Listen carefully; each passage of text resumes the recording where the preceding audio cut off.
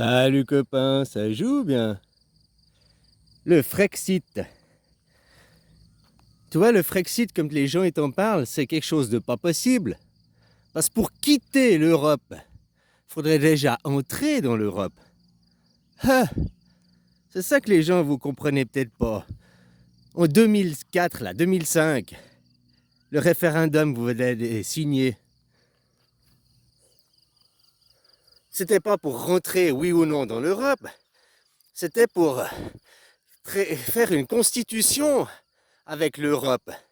Que vous entiez dans l'Europe, oui ou non, c'était pas en 2005 ça se décide. Ça s'est décidé à la Deuxième Guerre mondiale, quoi. Quand Adolf Hitler il a gagné la guerre, puis qu'il a imposé le nouveau système. Avant, c'était des systèmes empires, c'était des empires. Des rois, ça a duré pendant 1000 ans, même plus, ce système empirique.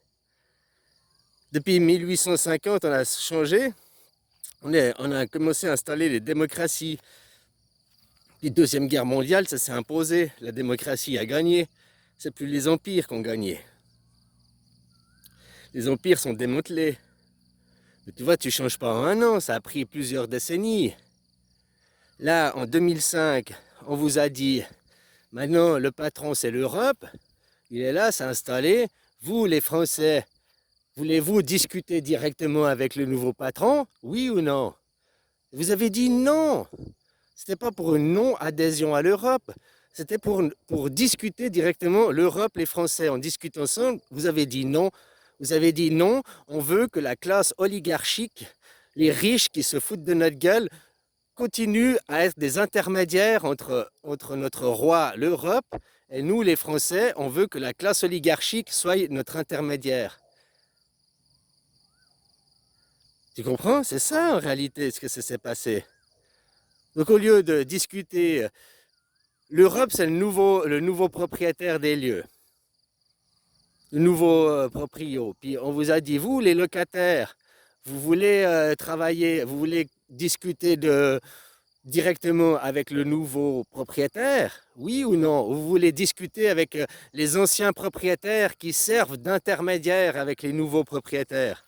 Donc l'oligarchie, quoi, les riches d'avant qui servent d'intermédiaires. Eh ben, vous avez voté non.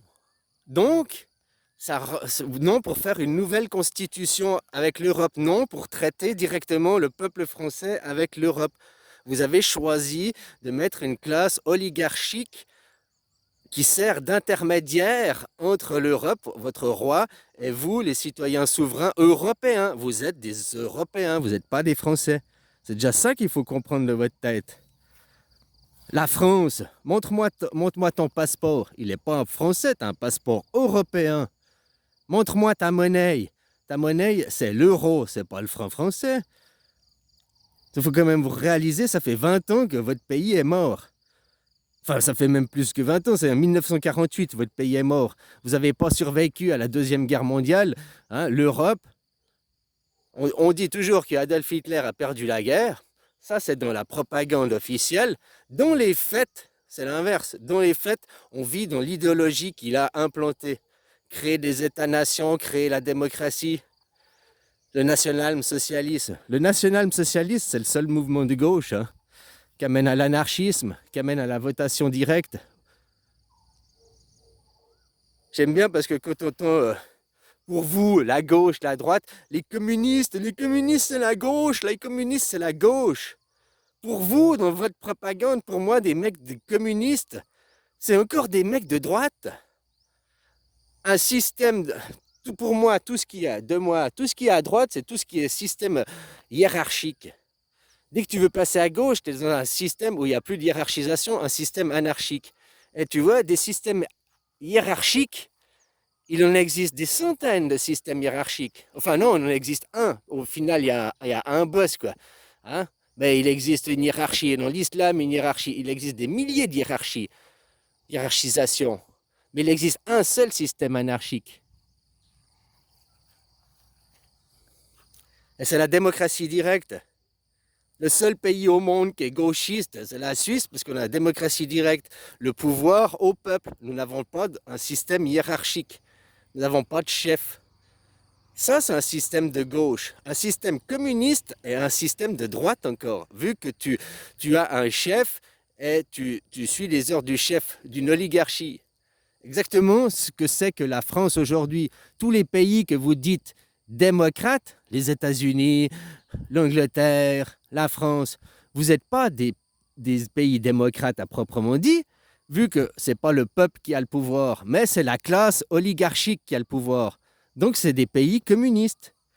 C'est quand toutes les forces du travail de l'État servent à une classe oligarchique. Ça, c'est le communisme. Qu'est-ce que c'est la France aujourd'hui? Est-ce que vous, les Français, travaillent pour les Français? Non. Donc déjà, il faut prendre conscience les gens quand tu veux faire un Frexit. Alors moi, je suis pour le Frexit, c'est-à-dire oui, Frexit, quitter la France pour rentrer dans l'Europe pour de vrai. Parce que rentrer dans l'Europe pour de vrai, c'est vous sauver, c'est votre sauveur, l'Europe. Parce qu'il va justement, si en 2005 vous aviez voté oui, vous auriez eu une nouvelle constitution entre votre roi, l'Europe et vous, les citoyens européens français, vous auriez eu directement une nouvelle constitution.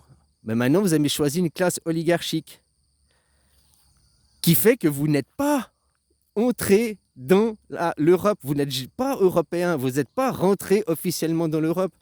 Vous êtes officiellement, vous êtes des squatteurs sur une terre qui ne vous appartient pas.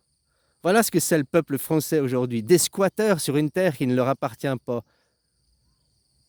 Si tu veux faire un Frexit comme ils te le parlent, quitter, comme ils ont fait le Brexit, là, les Anglais, c'est pas possible pour les Français. Les Anglais n'ont jamais perdu leur souveraineté. Les Anglais n'ont jamais adhéré à l'Europe entièrement. Les Anglais ont toujours gardé leur monnaie. Les Anglais, ils se sont associés avec l'Europe, ils se sont alliés avec l'Europe, ils se sont désalliés.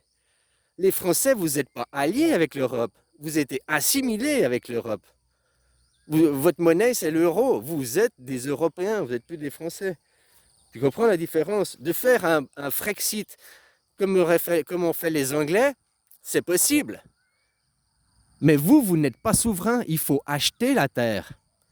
Donc la terre de France, les peuples français est illégitime sur cette terre de France. Si vous voulez rester et reconstituer la France, il vous faut acheter des terres. Le peuple français a-t-il de l'argent? Non, parce que tout son argent est fou le camp. La classe oligarchique que vous avez choisi de vous représenter démantèle votre pays, vend toutes vos industries, augmente les impôts pour eux, mais hein, regarde ce qu'il fait.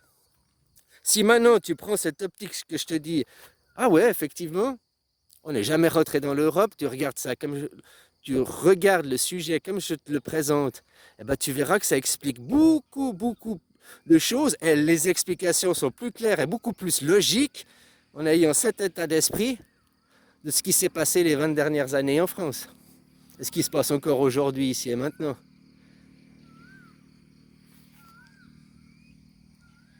C'est pas de votre faute. Les questions, on vous a présenté le sujet faux. Enfin, on vous a présenté le sujet faux. On vous a dit vous voulez faire une constitution entre. Vous avez dit non, on ne veut pas de constitution. Bon, alors si elle ne voulait pas une constitution entre votre roi et vous, c'est-à-dire des traités et des accords de parler directement entre le roi, l'Europe et vous, le peuple français, c'est-à-dire que vous avez choisi de garder l'empire, l'ancien système. Au lieu de rentrer dans un système, le nouveau système européen, vous avez dit non, on veut rester sous la coupe du roi, on veut rester sous l'empire. Les paradigmes de l'empire hiérarchique et tout, c'est fini maintenant. C'est pas, hein, ça fait depuis les démocraties. Avant, c'était des empires. On a créé les États-nations avec des démocraties. Ça a commencé dans les 1850, plus ou moins ces années-là. Le mouvement qui 100 ans après, avec Première, Deuxième Guerre mondiale, s'est imposé par la force sur les empires. Il y a 100 ans en arrière, Première, Deuxième Guerre mondiale, tous les systèmes empiriques, hiérarchiques ont perdu face au national-socialisme. Depuis, c'est le national-socialisme, c'est les nations, les constitutions, c'est ça qui fait que.